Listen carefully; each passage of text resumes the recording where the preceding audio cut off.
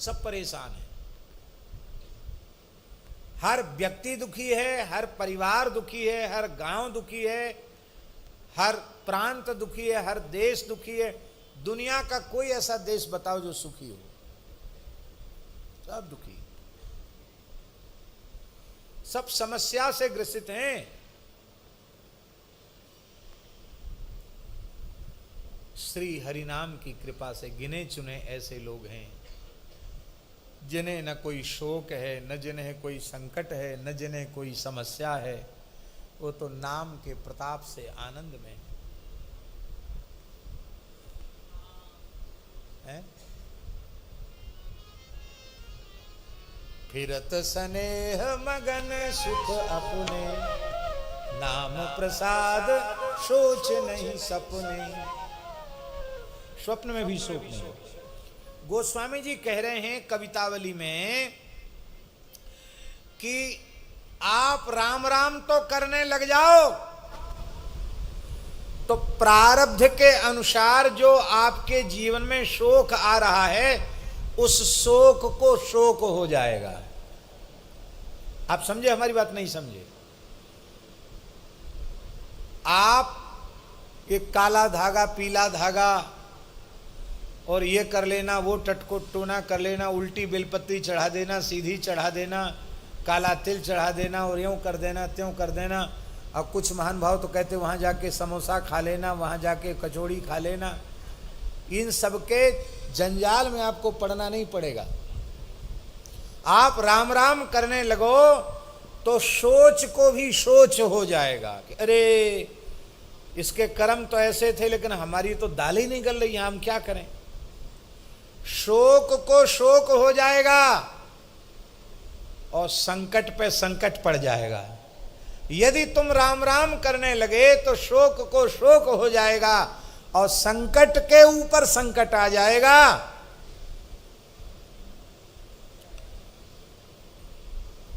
और क्या होगा?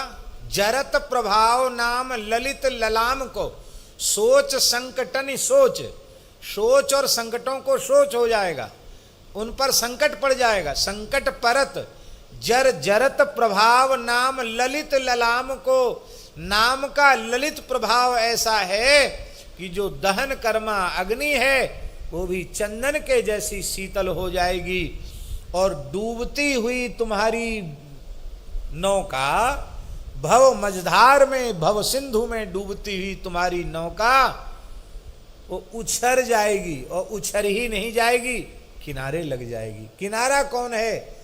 श्री नित्य गोलोक, श्री नित्य वैकुंठ, श्री नित्य साकेत, यही किनारा है। श्रीधाम वृंदावन यही किनारा है। वहां तुम्हारी नौका लग जाएगी, तुम्हारी सारी बात समझ जाएगी, तुम्हारी बिगड़ी एक पल में बन जाएगी। बस तुम ईमानदारी से, अनन्य निष्ठा से, समर्पित भाव से केवल और केवल नाम का आश्रय लो। कहते हैं ललित ललाम, ऐसा अत्यंत ललित सुंदर और श्रेष्ठ श्री राम नाम, उसका ऐसा प्रभाव है। और कितनी बात, होत विधि दाहिनो स्वभाव विधि बाम को। कहते क्या करें, हमारे लिए तो विधाता ही उल्टे हो गए। कहते ना विधाता हमारे लिए उल्टा हो गया। कहते उल्टा विधाता सूधा हो जाएगा। तुम राम राम तो करो। परम सिद्धे पूज्य श्री राधा बाबा की एक वाणी है, नारायण भैया सुनाते थे कि बाबा कहते थे कि जो भगवत शरणागत होकर नाम का आश्रय लेते हैं, पूज्य श्री राधा बाबा के वचन है, भगवत शरणापन्न होकर जो नाम का आश्रय लेते हैं उनके अनुकूल तो अनुकूल प्रारब्ध है ही, अनुकूल प्रारब्ध उनके परम अनुकूल हो जाता, क्योंकि अनुकूलता में उनका भजन बढ़ता है और उनके जीवन में आई हुई प्रारब्ध कर्म के अनुसार जो प्रतिकूलता आई है वो प्रतिकूलता भी प्रतिकूलता नहीं रहती, वो भी अनुकूलता बन जाती है। अनुकूल तो अनुकूल है, ये प्रतिकूल भी अनुकूल हो जाता है। और जो भगवान से विमुख है, नामाश्रयी नहीं है, उसके लिए प्रतिकूल तो प्रतिकूल है ही, उसके जीवन में उसके पूर्वकृत पुण्यों के परिणाम स्वरूप जो अनुकूलता आई है, वही अनुकूलता उसके जीवन के विनाश का कारण बन जाती है। वो अनुकूलता भी उसके लिए प्रतिकूलता साबित हो जाती। जैसे हम उदाहरण दें, खूब रुपया पैसा और घोड़ा गाड़ी मकान दुकान सब खूब हो गया, ओ लाखों करोड़ों का कोई हिसाब किताब नहीं रह गया, ओ जहाँ जहाँ दुनिया में तहाँ व्यापारिक प्रतिष्ठान हो गए, इतनी जगह हैं कि सेठ जी देख भी नहीं पाते, वहाँ जीवन में जा भी नहीं पाते, इतना हो गया।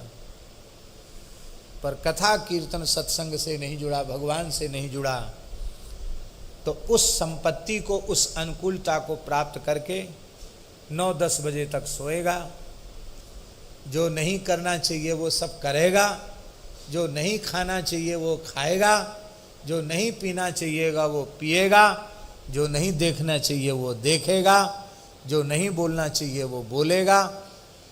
तो अब इस सब के करने से क्या होगा? उसकी यह भाग्य की अनुकूलता ही उसको नरकों में ले जाएगी। और भगवान के भक्त के अनुकूल परिस्थिति आ गई तो बोले खूब भंडारा करो, खूब साधु सेवा करो, खूब कथा कीर्तन कराओ, खूब यज्ञ कराओ, खूब गौशाला बनाओ, खूब चारा दो गौशालाओं में। अब ठाकुर जी ने खूब दिया है करने के लिए, तो खूब खुले हाथ करो। तो भजन बढ़ा कि नहीं बढ़ा? पुण्य बढ़ा कि नहीं बढ़ा? उत्तम उपयोग उसने अनुकूल परिस्थिति में किया। अब प्रतिकूलता आई तो एक साथ व्यापार में घाटा हो गया, नौकरी से निकाल दिया, घर में झगड़ा हो गया, और सब तरह से आफत ही आफत आ गई। वो किसी रेल की पटरी पे जाके नहीं सोएगा, वो किसी नदी तालाब में कूद के आत्महत्या नहीं करेगा, वो सब छोड़ के कहेगा भैया सब देख लिया, भगवान ने बड़ी दया की, अब चल वृंदावन धाम, रटेंगे राधा राधा नाम, ओढ़ के कामरकारी और जपेंगे कुंज बिहारी। बस बोले चल, अब प्रतिकूलता आई, सब छोड़ के वृंदावन आ गए, यहाँ खूब भजन करने लग गए। तो अब बताओ, अब भजन करने लगे तो वो प्रतिकूलता क्या बुरी हुई? बोलो हैं? आई तो प्रतिकूलता, सब छूट गया, बिछो हो गया, आके सेवा करने लग गए, कथा कीर्तन में आ गए, धामवास मिल गया। तो हानि हुई कि लाभ? क्या हुआ? लाभ हुआ। प्रतिकूलता भी अनुकूल।